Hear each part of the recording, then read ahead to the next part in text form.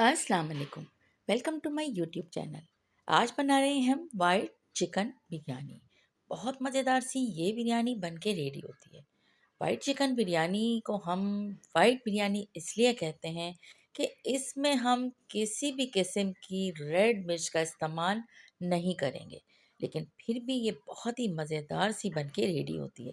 देगी स्टाइल की इस बिरयानी को बनाने के लिए किन इंग्रेडिएंट्स की ज़रूरत होती है, आइए देखते हैं। दालचीनी के 4 से 5 टुकड़े, 2 बड़ी इलायची, 4 से 5 छोटी इलायची, 3 से 4 अदद लौंगें, जावित्री जायफल का पाउडर, हाफ टी स्पून काली मिर्च, आलू बुखारे, तेज़ पत्ते 2 अदद और 1 टेबल स्पून ब्लैक ज़ीरा।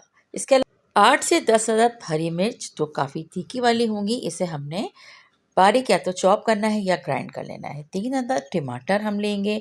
साथ साथ इसमें हमने 200 ग्राम प्याज को बारीक स्लाइस में कट करके और 1 कप ऑयल में इसे गोल्डन होने तक फ्राई कर लेना है। प्याज जैसे ही गोल्डन होते हैं तब हमने प्याज को ऑयल से सेपरेट कर लेना है।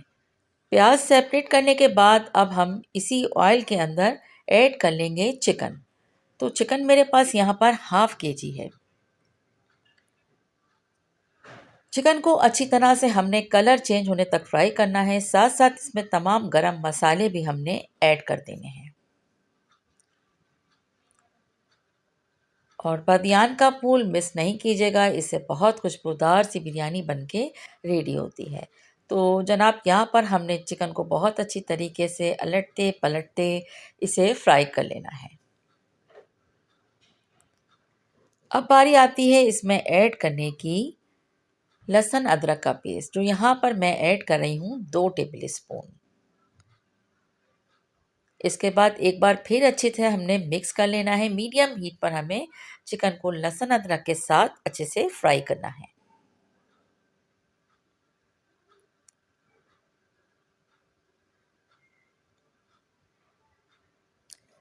चिकन को अच्छी तरह से लहसुन अदरक के साथ फ्राई करने के बाद हमने टमाटर जो लिए थे उनको हमने पेस्ट बना लिया है।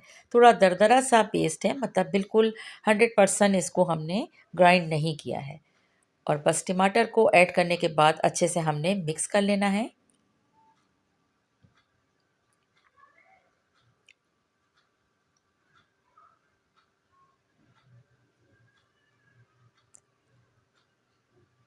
टमाटर को मिक्स करने के बाद हमने यहाँ पर थोड़ी देर के लिए ढक्कन को ढाँकना है ताकि टमाटर अच्छे से कुक हो जाएं।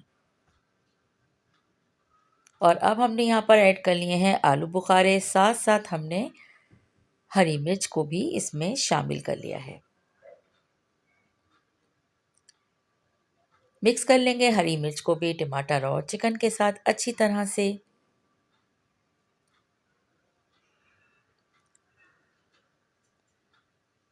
अब बारी आती है सॉल्ट ऐड करने की। 1 टी स्पून हमने यहाँ पर सॉल्ट ऐड किया है।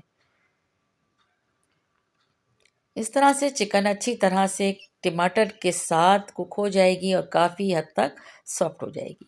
तो अब बारी आती है इसमें, क्योंकि हमें देखें ऑयल सेपरेट हो गया है, तो अब हम इस स्टेज पर दही ऐड करेंगे। तो दही यहाँ पर 3 टेबल स्पून भर के मैंने ऐड किया है। दही के साथ इसको अच्छे से मिक्स कर लेंगे और हम तकरीबन 1 मिनट तक इसको भून लेंगे।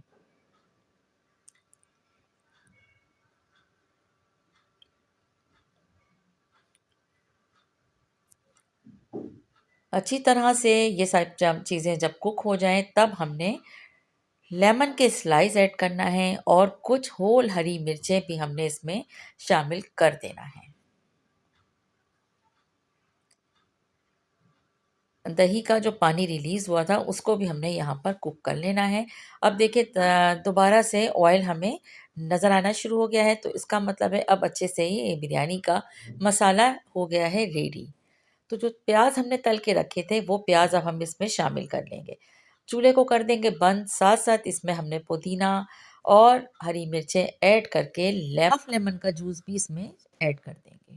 थोड़ा सा गरम मसाला भी ऊपर से शामिल कर देंगे। राइस को हमने 95% बॉईल कर लेना है और बॉईल करने के बाद हमने चिकन का जो मसाला तैयार किया था इसके ऊपर हमने राइस को ऐड करना है और बस अच्छे से मिक्स कर लेना है। चिकन और राइस को मिक्स करना है, ये है इसकी फर्स्ट लेयर।